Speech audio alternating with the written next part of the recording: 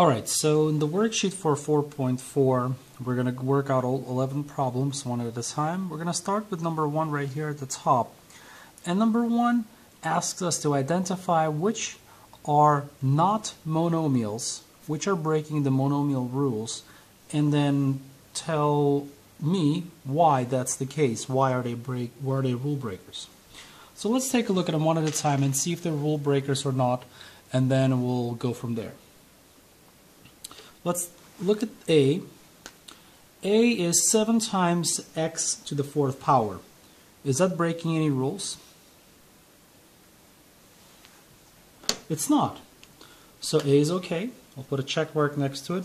No rules have been broken. The 5 rules that I gave you, neither of those were broken there. The second one, B, negative 15 times y. Any rules broken there? No rules broken there either. Check mark. C. 8 plus x. Any rules broken there? Yes. One of the rules was broken. Don't remember which one it is, but it states that you cannot have addition or subtraction between monomials.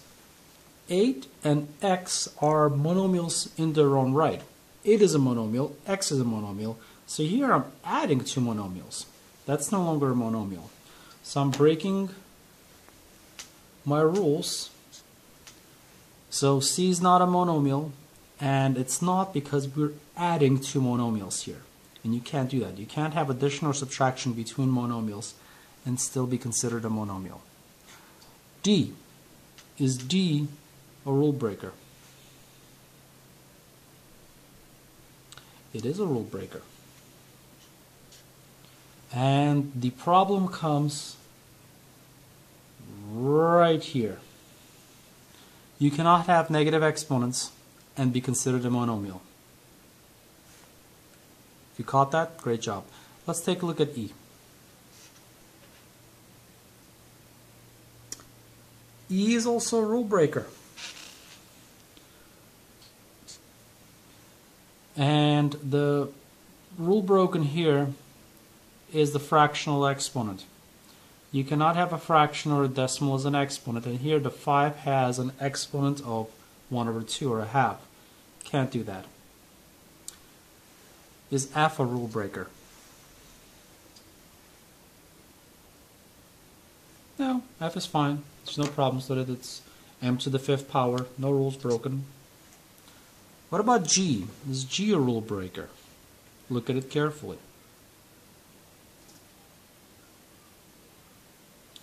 There are no rules being broken in G. No negative exponents, no fractional exponents, no exponential forms in the denominator, no adding or subtracting between the monomials. It looks complicated, but that's still a monomial. That one passes. No rules broken. What about H? I just mentioned one of the rules that G did not break, so what about H?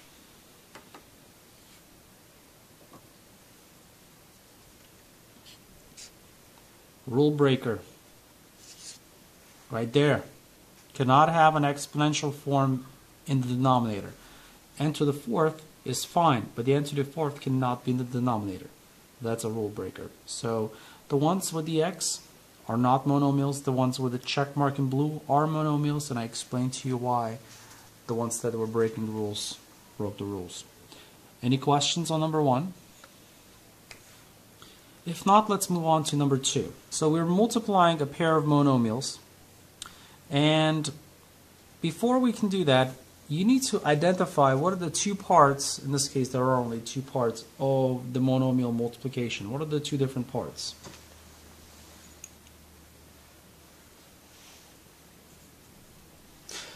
We have a constant and we have a variable part. So right here I have a constant, right here I have a constant. And I also have a variable right here, and I have a variable right here. So whenever you have a case like this, when you are multiplying monomials that have different parts, break them up and kind of divvy them up separately, deal with them one at a time, and then recombine them back.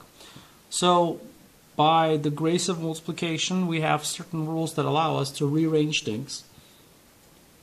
So I can rearrange these two monomials in this way. I can put the constants together, and I can put the variables together.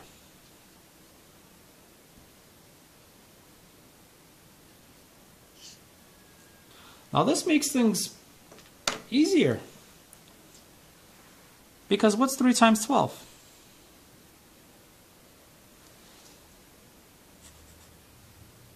36, of course.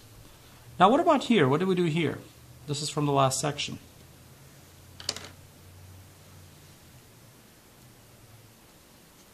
We add the exponents. Leave the base alone and add the two exponents. 5 plus 3, which gives us our final answer, 36 c to the 8th power. And that was it. Any questions on number 2? Alright, let's take a look at number 3. Same deal, number 3 is very much like number 2. So what are the two parts here with number 3 that we can maybe later separate?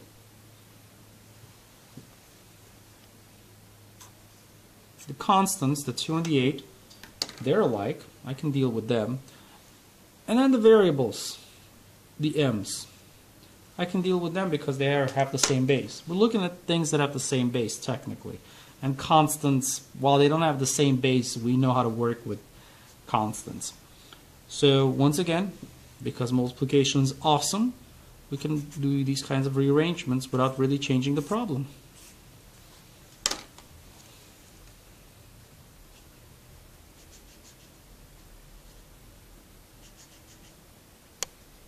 And what I mean by that is this and this are the same as far as math is concerned. We haven't really done anything except rearrange things around a little bit. So yay. Okay, what's 2 times 8? 16 says everybody. Yes. What about here? What do we do here? Add the exponents, of course, because we're multiplying two exponential forms that have the same base. You add the exponents. And this leads us to our final answer. Because 10 plus 3, that's 13. That's easy. Which is 16 m to the 13th power. So we just recombined everything in our answer. And there we go. Questions for number 3? Number 4. Number 4 is, believe it or not, very, very similar to numbers 2 and 3, except a little bigger. There are 3 terms here. Can someone, 3 parts here. Can someone tell me what are the 3 parts? We have, of course, the constants making a comeback. What's the second term here? The R. And then the third one, I'm going to use purple here, hopefully it's different enough from blue, is the S. So 3 different parts. We're going to break them up because multiplication, once again, is pretty awesome. And we're going to separate them up and deal with them separately. So I'm going to separate my constants, the 4 and the 6, because I can. I'm going to separate my R terms. So R to the 3rd times just R. And then the S to the 2nd times S to the 2nd. And those are not 5, those are S's. Don't make fun of my S's. Alright, 4 times 6. Right here, what do we have? 24. What about with the R's? What do we do there? We add. Now do not forget, there is a 1 here that's hidden. So this is 3 plus 1. Not 3 plus 0, just 3. It's 3 plus 1. Because that right there, there's a hidden 1, always and forever. What about the S's? Add them, of course, just like we did with the r's. 2 plus 2.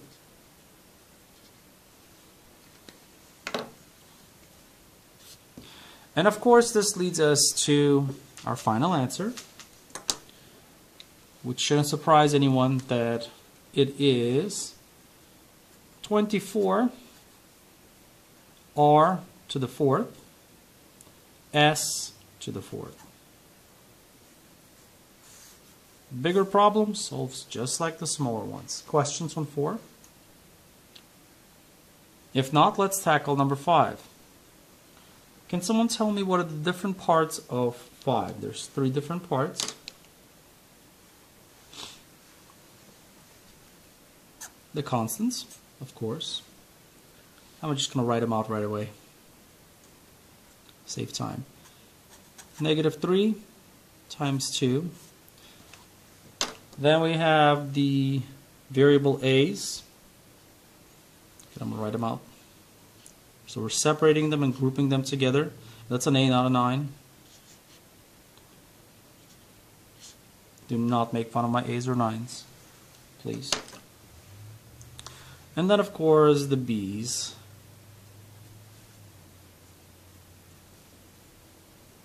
So B to the 4th times just the B. All right. Perfect. No problem. Let's work this out. -3 times 2. What does that give us? -6.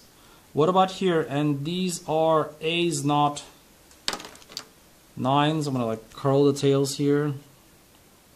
Yay, that's better. I don't know. So right there we have addition of exponents. 1 plus 2.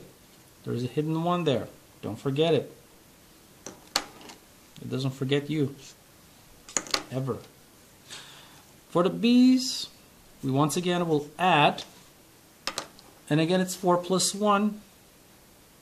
Because we have that pesky hidden 1. So our final answer is going to look like, can someone tell me?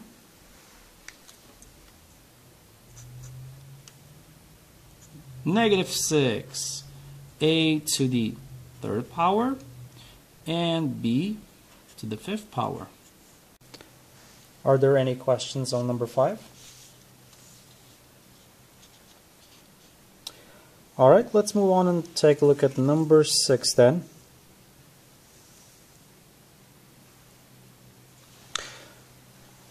Six is the first time we're seeing division here. We work it out in a similar fashion that we did multiplication. We separate the 2 different types of terms here, or parts. Can someone tell me what are the 2 different parts?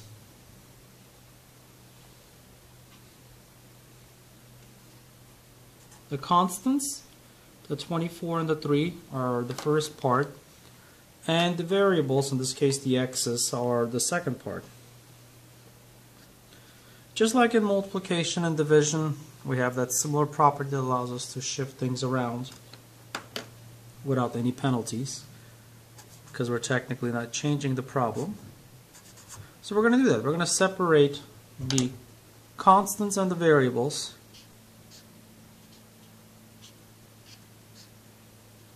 just like this. And now this should be a little bit simpler, because you can see exactly what 24 divided by 3 is.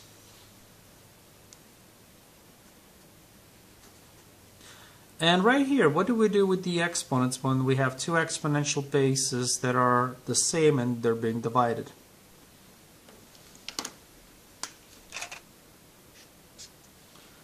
If you said subtract, you're of course correct. So 7 minus 5. And what's 7 minus 5? It's of course 2. So our final answer is 8x to the 2nd power. All done. Not too bad, not too bad. Questions on 6? Let's move on to number 7 then. Once again, can someone tell me what are the 2 different parts?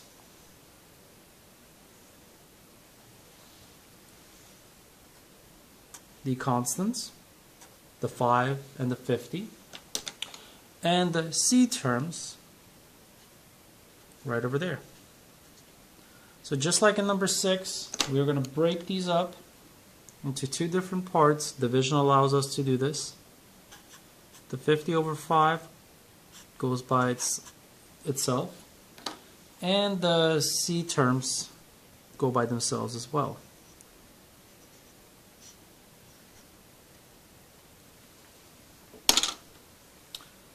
$50 divided by 5, what is that?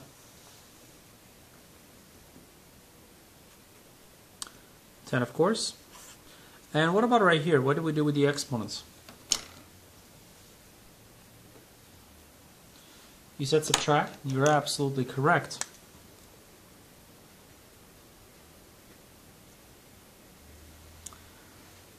And what's 8 minus 10?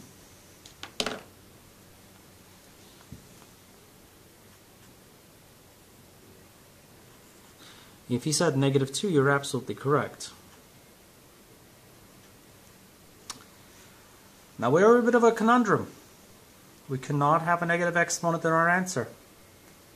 So what can I do to turn that negative exponent into a positive exponent? Flip it. So my final answer actually looks like this.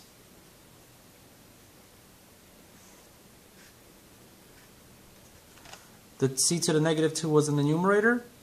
Now it's in the denominator, and the exponent turned positive because we flipped it. It just goes underneath the 10. Questions on number 7? Alright, number 8 is next. 8 is very similar to number 7, except I gave you a little bit more to work with. What are the 3 different parts here? Can someone tell me?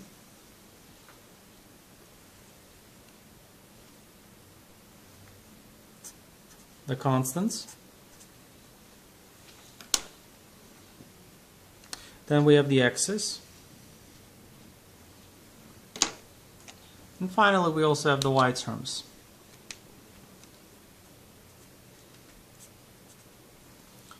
Let's break them up all separate and work on them one at a time. So I have -16 over 4. That's our constant part. Then we have the variable part. First the x's, x to the 8 over x to the 2nd.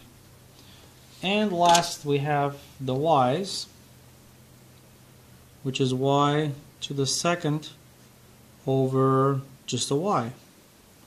Okay, it's not bad, it's not bad. We can deal with that. And I want to kind of shuffle these right down here. So first, -16 divided by 4. What does that give us? -4. What about x to the 8th power and divided by x to the 2nd power? What do we do with the exponents? If you said subtract, you're absolutely correct. It is indeed subtraction. Oh, and I just did it's 8 minus 2. You can do the part in your head if you want, I guess. And with the y's,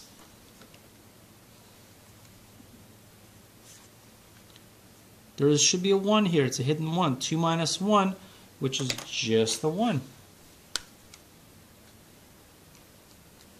I'll write it on top here. This was 8 minus 2, and this was 2 minus 1 that led us here. Not sure if that helps anything. At any rate, our final answer is -4, x to the 6th, and just the y, because we don't have to write that 1. That is it. Questions? Let's take a look at number 9. Number 9 has power to the power. It's a power to the power type problem. We have an exponent outside of a parenthesis. When that happens, your first step should be to distribute this outside exponent to everything inside. as such. And this is what it looks like when we rewrite this problem out.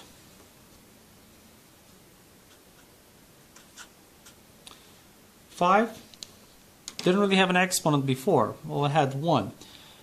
And when you distribute via multiplication. So it's going to be 2 times whatever the 5 had, and 5 had 1, so it's 1 times 2 times. The n has a standing exponent. It's got an exponent of 3 right here. So it's going to be 3 times 2. So when it's power to the power, you multiply. But since you have multiple things inside the parenthesis, you have to distribute this exponent to everything inside via multiplication. Okay. So that gets us to 5. 1 times 2 is 2. 3 times 2 is 6. And that's pretty close to the simplest form.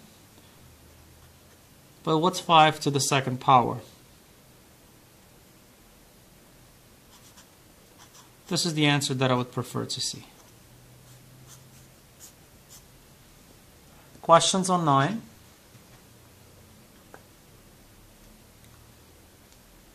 Okay, since number 10 is very similar to 9, can someone tell me what would be the first step to working out number 10?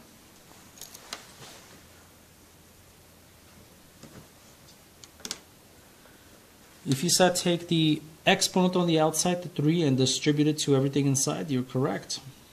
Distribute it there, distribute it there. Okay, no problem. It looks something like this. -2, and I want to distribute this 3 to the -2. Do I have to put a parenthesis around the -2? I do. I have to put a parenthesis around the -2 because this negative sign is also part of the parenthesis, so it's included. And the 2 had an exponent of 1, and 1 times 3 is 3, so I'm just going to write that 3 right here and not worry about the 1. What about the m? It already had an exponent of 4. When the 3 gets distributed to it, it's via multiplication. So the final answer is here. That's going to give us m to the, what's 4 times 3? 12 power. What about -2 to the 3rd power? Does anyone remember what that is? It's -2 times -2 times -2, which is a -8. And that is the answer for 10. Questions? Last but not least is 11. Let's get it over with. First step, someone tell me what it is.